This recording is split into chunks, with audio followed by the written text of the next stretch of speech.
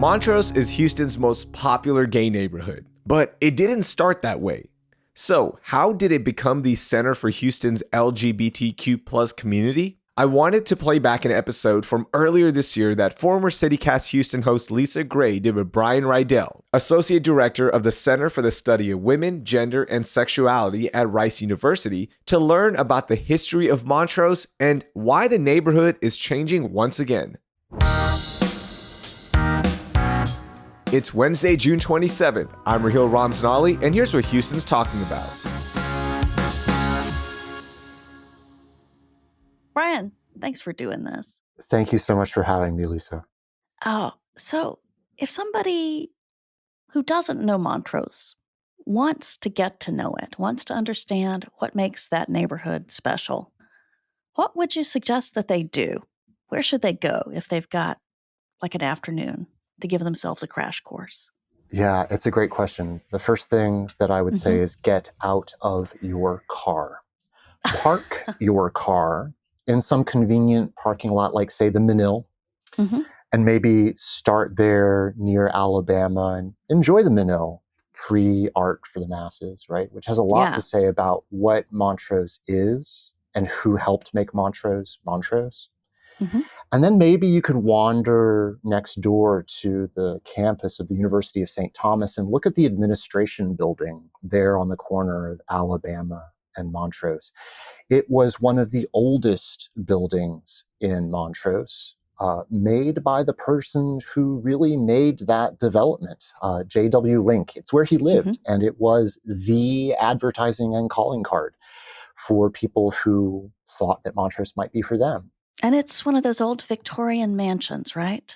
It's drop dead gorgeous. And it was one of the most expensive houses in Houston when it was built. Wow. Yeah, absolutely. And still here today. Yeah. So that's a really good starting place. But then you might get back in your car, because this is Houston, and go up Montrose, take a quick jog over on Westheimer and go up Waugh, and then hang out for the afternoon at Rudyard's. Oh, the bar. Yeah. So those places give you a pretty good grip. And along the way, you'll see a lot of things have changed. There's a lot of empty lots where a grocery store got raised, a longtime strip mall got raised, and new things are going to go up there. Skyscrapers. Yeah. Yeah. So that gives you a little bit of history and then a lot of hanging out and drinking. I like that. So let's back up a little bit. Sure. Where is Montrose? It's roughly, I think of it as southern boundary being like 69 and northern boundary being Buffalo Bayou. Yeah, something like that. Think like Midtown is on the east side, and some people like to say Shepherd is the furthest west you want to go. Yeah. So it's a pretty big area today culturally. But when it was started, it was a much smaller place. And that one addition to the city has kind of become the place name for this much larger place. It's about 7 times larger now culturally than it was legally when it was formed. When it was first just a suburban luxury development. Yeah, it used to be on the edge of Houston when it was built in 1911. And today it is a central neighborhood. Yeah. Where people come from all over the greater Houston area to work and play, and not too many of us live there anymore, turns out, no matter who we are. Oh, that's interesting, because I see more high rises going up. So how did it go from being a luxury development to being known as Houston's gay neighborhood? That is a question that I've obsessed over for the last 15 years. Yeah.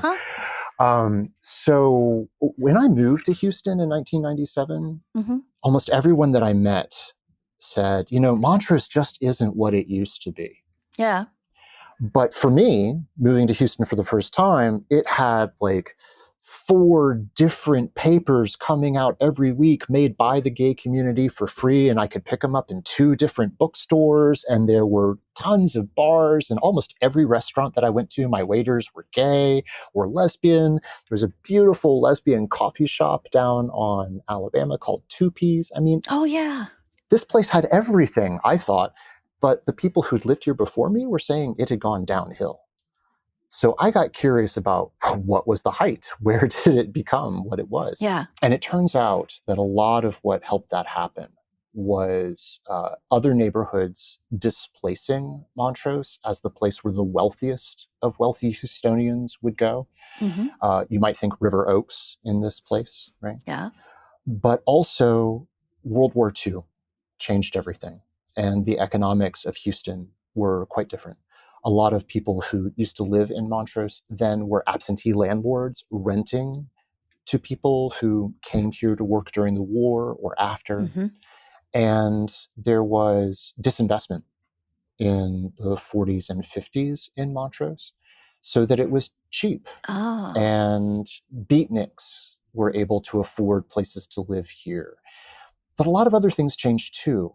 You may not know that Montrose was deed restricted by race. Oh, no. So up until 1948, when federal laws changed and a court case also changed all of that, from the 40s to the 60s, who could live and rent in Montrose changed. And in the white supremacist South, that meant that many people did not want to live there because Mexicans, blacks, long hairs, hippies, Mm-hmm. they could all move in.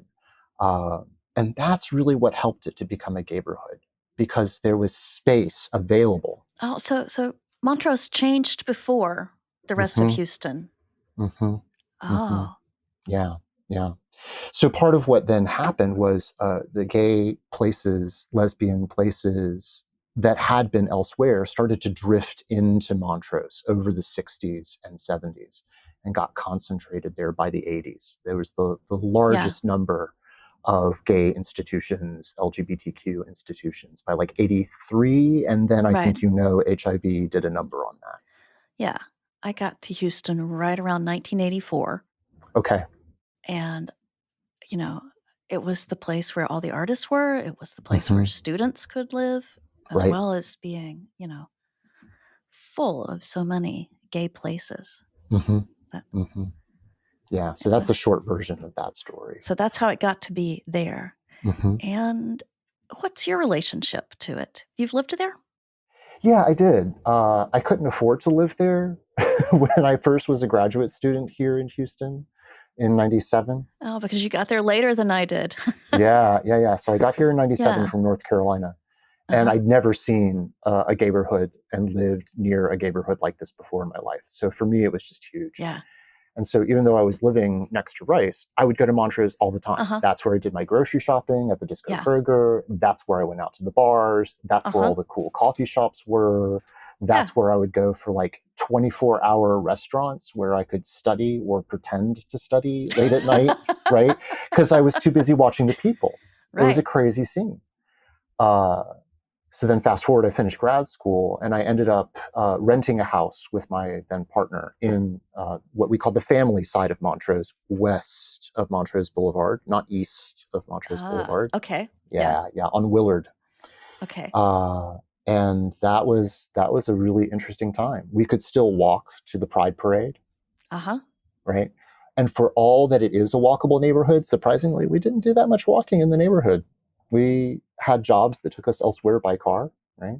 So yeah, we would drive down to the grocery store and then drive back up, or stop at the grocery store on the way home, continue driving on the way back to the house, that kind of thing. Yeah. But you liked knowing. Yes. That you could. Yes. Just having that like fantasy of, oh yeah, we could walk somewhere for dinner. And we would sometimes do that, but not all the time. Yeah. But I loved it. I loved living in Montrose. I loved the feeling of who I would see on the street in my neighborhood, because I would run into people that I knew from other places and other things, because we would all be hanging out there in some way. Yeah. Yeah. But you don't live in Montrose now. Nope. Why not? I'm outside the loop. Well, Oh my God. Me too. Yeah. I ended up marrying, and so I moved in with my husband outside the loop in a house that he owned before. Turns out lots of things make us choose where we live, not just the affordability of a place. Yeah. I also think that there's been this much larger pattern. It used to be that almost all the gay people I knew lived in Montrose, and that's very much not true anymore in my Yeah, experience. that is absolutely not true. Yeah. And I think our sense that it was at some point true might Hmm. also have been a kind of perspective on what Yeah. actually was true, right? Okay. So one of the things that's been really interesting is doing oral histories with people Uh-huh. who've lived in Houston for a long time. And, of the like 150 some odd that students have helped me collect over the years, very few of those people actually live in Montrose, but they spend all their time there, right? Oh. So, Garden Oaks has a lot of people, Meyerland has a lot of people. And this is like from the 90s forward, right? So Yeah. maybe at one point, the distribution was different. Right. But we don't really have good data on that, right? The census never asked people, Right. are you Right. lesbian? Are you gay? Are you bisexual, right?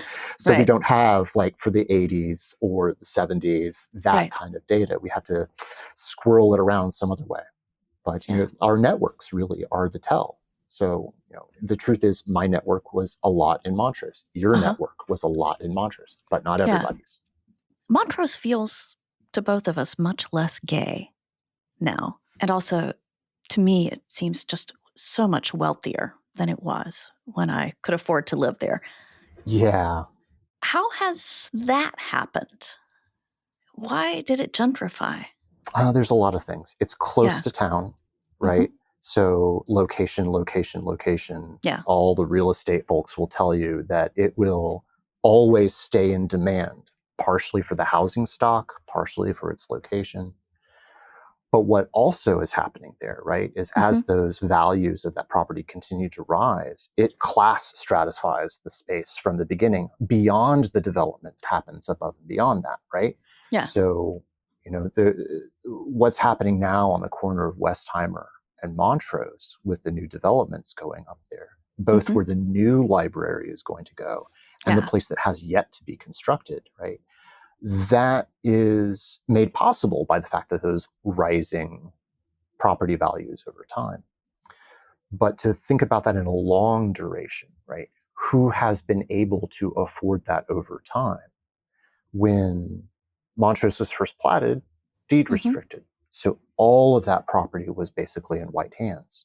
Uh-huh. Then as the property gains in value and gets passed on to people, sold on to new families, new owners, it replicates that pattern, even if other people than just Caucasian identified folks are able to buy. Yeah. So it's kind of entrenched a pattern Right. that has endured to this day. If you look at the Kinder Institute data for the neighborhood, we talk about Montrose as if it's one of the most diverse neighborhoods, but it is by far majority white owner occupied by Oh. far today, over 80%. Yeah. Are the people who rent much different? I know younger people who live there. I know, people who are much less wealthy. Yeah. So the renting market is kind of like the housing market, Okay. but at a more affordable level, right? Mhm. So for people who are choosing to rent, are they going to afford rent in Montrose, or are they going to afford rent further out where it might be cheaper? So even there, the renting market is expensive, right? Yeah. So for me and my then boyfriend, right, Mhm. we were renting a house for like $1,200 a month. Yeah. We could afford that, Yeah. right? But not everybody could afford to rent that Right. house. Yeah, that's what I'm trying to get at. So And now the idea of getting a house for that seems fabulous. right. Right, exactly. Yeah. And that was only like 10 years ago. Right. Yeah. Yeah.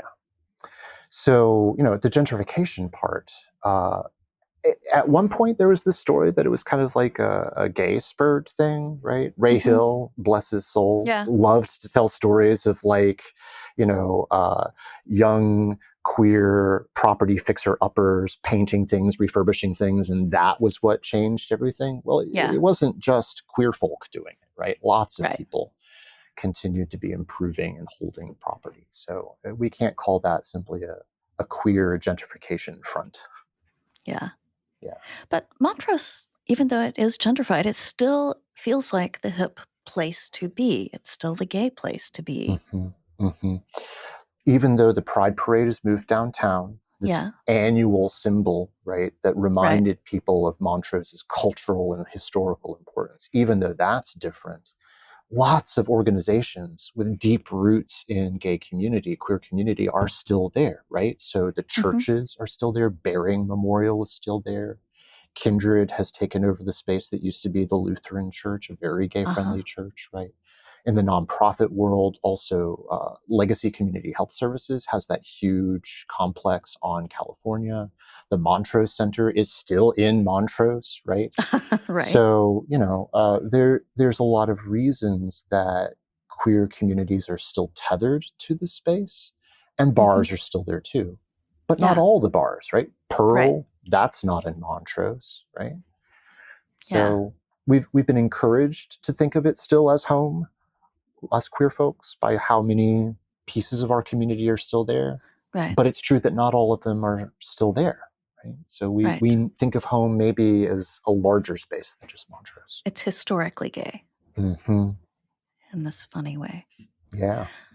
What do you think is going to happen in the future? Where do you see it going? Gentrification will continue. Hopefully, mass transit will keep pace with that density forming. I know a lot of people do not like rail on Richmond, for example, but it's going to become unavoidable if that piece of town is still going to be livable for the number of people that are now it's being built to house, right? Yeah. So that's a thing. The buses are good. The buses are actually much better than I think people give them credit for compared to many other cities. But a more robust urban transit needs to be part of that plan, and a lot of people are working toward that. So there's a lot of really good urban planners who've put their thinking to that. So that's one piece. Another piece is that it's still going to be a cultural hub, and for more than just queer Houstonians, right? The art scene, the music scene is still very powerful there. One day there will not be an Anderson Fair. One day, right? But for now, I mean, there's so many galleries that are there. There's so many spaces where small bands can meet people and play. So there's that part of Montrose isn't going away anytime soon. I see that as enduring. The coffee shops, the thrift stores, the general vibe. This is where things are interesting. Yeah. And that's what's drawing people to the space, right?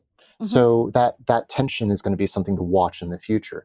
How will those things that we love about Montrose be able to afford to remain as the prices in the neighborhood keep ratcheting up? Will a thrift store be able to endure if it isn't supported by, say, a friends organization or a church? Many of them are supported by churches, in fact. So there's a lot of infrastructure making that variety of experiences possible. And so that's the thing to watch for and care for. Yeah, that we keep the things that we love.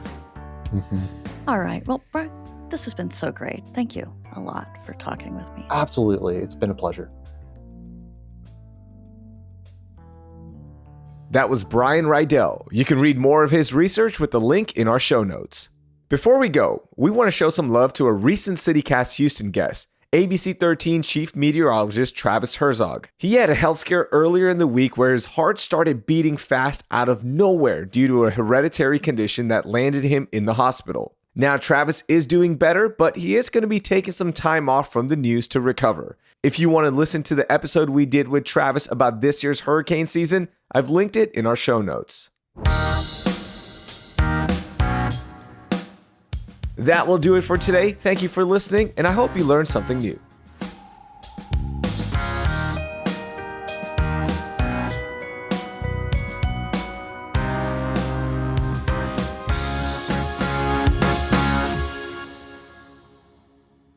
Thank you for letting me catch that. Helena would be upset if I were called the director. Whoops, I really ought to know better than that. Okay, so but yeah, all you. if it's on my script, I just read it. All right, let me try that sucker again.